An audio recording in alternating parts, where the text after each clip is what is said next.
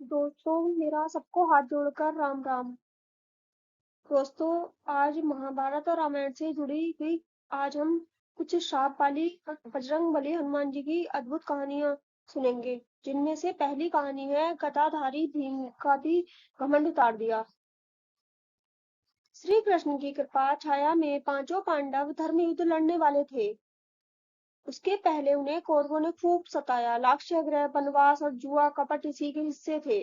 वनवास के दौरान भीमसेन भाइयों से रूठकर घने जंगल की ओर भ्रमण करने निकल गए, जहां रास्ते में एक वृद्ध वानर अपनी पूंछ पसारे हुए बैठा था। क्रोध में आग बबूले भीम ने पूंछ उठाने को कहा। तब निर्बल वानर ने थकान और अपनी असमर्थता का हवाला देकर भीम को यह कार्य करने के लिए कहा। भीम ने खूब हाथ पैर मारे, लेकिन बानर की पूंछ टस से मस नहीं हुई। अंत में भीम को यह आभास हुआ कि वह कोई दिव्य आत्मा है। भीम ने दर्शन देने को कहा। तब हनुमान जी ने अपना असल रूप दिखाया और पांडव पक्ष को विजय का आशीर्वाद भी दिया। नेक्स्ट स्टोरी है अर्जुन का अहंकार भी हनुमान जी ने तोड़ दिया। अर्जुन एक बार रामेश्वरम पहुंचे, जहां एक वानर श्री राम की भक्ति में लीन था। अपनी धनुर्विद्या के अहंकार में मग्न पार्थ ने बाण चलाया। तब हनुमान जी ने प्रकट होकर इस कृत्य का कारण पूछा। तो अर्जुन बोले कि श्री राम तो धनुर्धर थे, उन्हें पत्थरों के पुल की क्या आवश्यकता पड़ी, बाणों का ही पुल बना लेते, पूरी सेना त्वरित गति से लंका जा पहुंचती। इस पर हनुमान जी ने कहा कि हमारी सेना में ऐसे विराट बलशाली योद्धा थे, जिनका भार बाण का पुल नहीं उठा पाता, इसलिए पत्थरों का पुल बनाया गया था। इस बात पर अर्जुन ने दिव्य बाण चलाकर विशाल पुल का निर्माण कर दिया और बानर रूप में छिपे हनुमान जी को चुनौती दे दी। तब हनुमान जी उस पर चढ़े और बाणों का पुल भर भरा कर पानी में डूब गया। अंत में अर्जुन का अहंकार टूट गया और हनुमान जी ने उन्हें दर्शन भी दिए। नेक्स्ट स्टोरी है हनुमान ने शनिदेव को रावण के चंगुल से मुक्त कराया। रावण अति बलशाली योद्धा था। उसने सभी ग्रहों को बंदी बना लिया था। समस्त देवता भी उसके आगे हाथ बांधे खड़े रहते थे। लंका में जब हनुमान जी गए तो खलबली मचा दी थी। वहीं उन्हें रावण के कारागार में शनिदेव बंदी अवस्था में मिले। रावण के कारागार में शनिदेव जी बंदी अवस्था में मिले।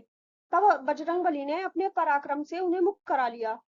इसी के फलस्वरूप उन्होंने हनुमान जी को आशीर्वाद दिया कि जो भी व्यक्ति सच्चे भाव से बजरंगबली की भक्ति करता है, वह उस पर प्रकोप नहीं लाएंगे, उसका अनिष्ट भी नहीं करेंगे। नेक्स्ट स्टोरी है 6 महीने बाद हनुमान जी फिर से जीवित हो गए। हनुमान जी अमर हैं, लेकिन उनकी भी मृत्यु हुई थी। राक्षस सहस्रा को मारने के लिए एक बार भगवान राम निकले। बहुत समय हुआ तो माँ सीता की आज्ञा पर हनुमान उन्हें खोजते हुए विलंका आए, जहाँ एक जादुई सरोवर था। राम देवी के प्रभाव से वह विषैला था। जो भी व्यक्ति विलंका में शत्रुता की भावना से आता, उसके गले में ग्राम देवी बैठ जाती और प्यासा जीव सरोवर से जल पीता, तब मारा जाता। हनुमान जी ने भी वही किया और जहर के प्रभाव मृत्यु को प्राप्त हुए। तब पवन देव ने क्रोध में आकर अपनी गति रोक दी। इस पर ब्रह्मांड में हाहाकार मच गया। अंत में देवताओं ने हनुमान जी को जीवित करने का वचन दिया। तब पवन देव शांत हुए। हनुमान जी के प्रकोप से कर्ण मरते मरते बचा। अर्जुन और कर्ण में भयंकर युद्ध चल रहा था। कर्ण के कुछ बाण श्री कृष्ण को भी लगे, जिससे उनका कवच टूट गया। यह सब देखकर हनुमान जी ने प्रचंड गर्जना की। उनके आग्नेय नेत्र कर्ण को ऐसे घूर रहे थे जैसे अभी उसे भस्म कर देंगे। हनुमान जी की मुट्ठियां कस चुकी थी। उनकी पूंछ काल बनकर हवा में लहराने लगी। यह सब देखकर कर्ण और उनके सारथी थर थर कांपने लगे।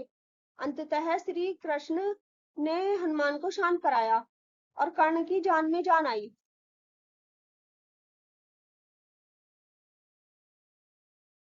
नेक्स्ट स्टोरी है हनुमान जी ने रुद्र मंत्र से बंधे यमराज की बेड़ियां तोड़ दी। शिव भक्त रावण ने यमराज को रुद्र मंत्र की बेड़ियों से बांध रखा था और जो भी बिना अनुमति लंका में प्रवेश करे, उसे पीठ पर लात मारने का आदेश दे रखा था। हनुमान जी के लंका में जाते ही यमराज ने उन्हें भी पीठ पर जोर की लात मारी और घमंड से कहा कि मुझे रुद्र मंत्र से बाधा है, इसलिए मैं विवश हूँ। इसके अलावा मुझे कोई भी रोक नहीं सकता। शिव के बाद तो मेरा कोई मुकाबला ही नहीं है।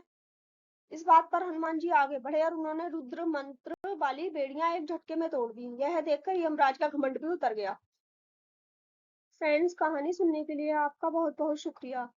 फ्रेंड्स, कहानी बनाने में काफी मेहनत लगती है। कृपया इसको लाइक, शेयर और सब्सक्राइब जरूर करें।